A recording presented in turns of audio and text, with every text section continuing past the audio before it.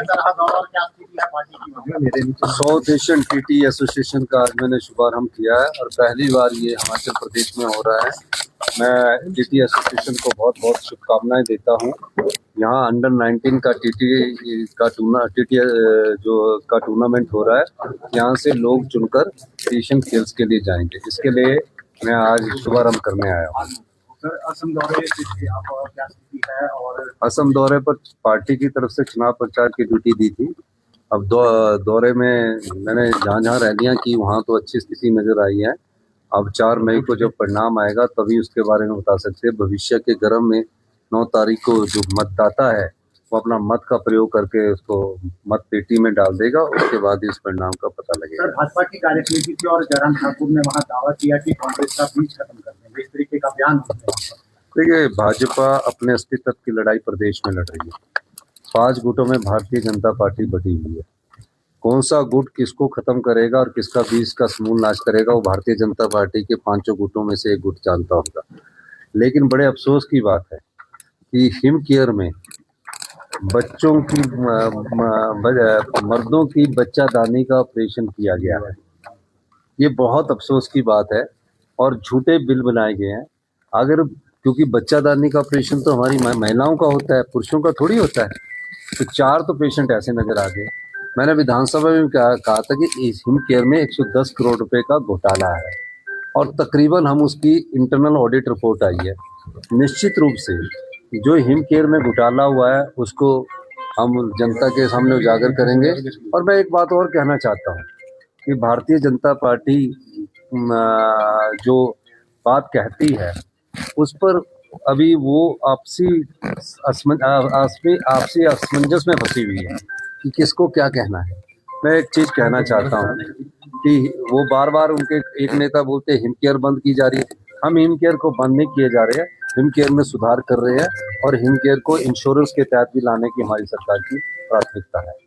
सेवा विस्तार और पुनर्नियुक्ति को लेकर सरकार ने फैसला लिया कि भविष्य में नहीं दी जाएगी। देखिए, 31 मार्च से पहले जिनको सेवा विस्तार दे दिया गया है उसके बाद किसी भी व्यक्ति को ना तो सेवा विस्तार दिया जाएगा, ना रीएम्प्लॉयमेंट की जाएगी और किसी प्रकार का उनको दोबारा से रीइंस्टेट किया जाएगा।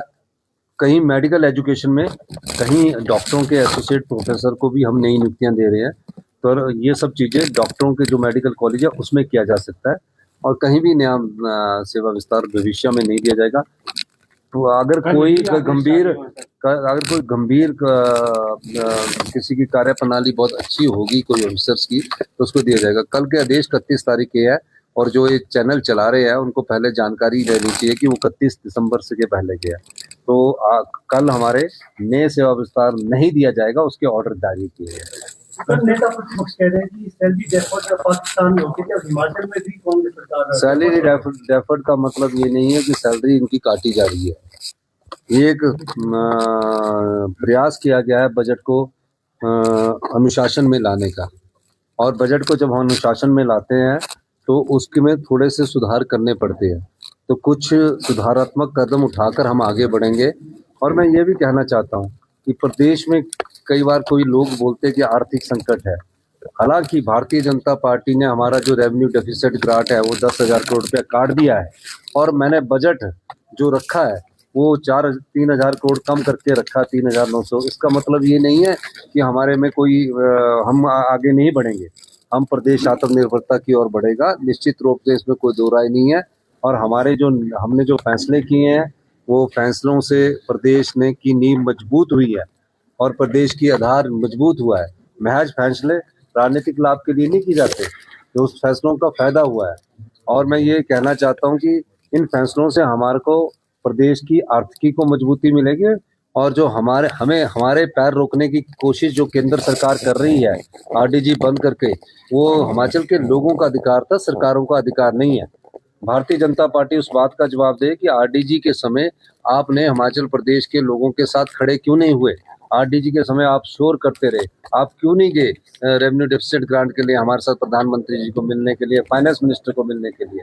और फाइनेंस मिनिस्टर को मिलने के बाद कौन सा ऐसा उन्होंने हमारे लिए आरडीजी के लिए कोई प्रयास किया हो।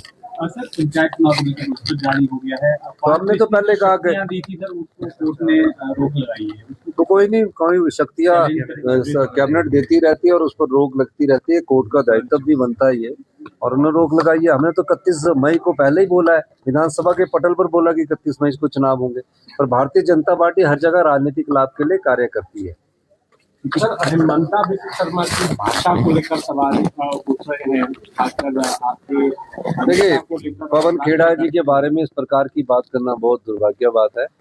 पवन खेड़ा जी राष्ट्रीय कांग्रेस पार्टी के प्रवक्ता है, और जो उन्होंने बात की है वो कागजों को तथ्यों में रख के क्या बात की है, और इस प्रकार का शब्दावली उनके खिलाफ नहीं प्रयोग की जानी चाहिए।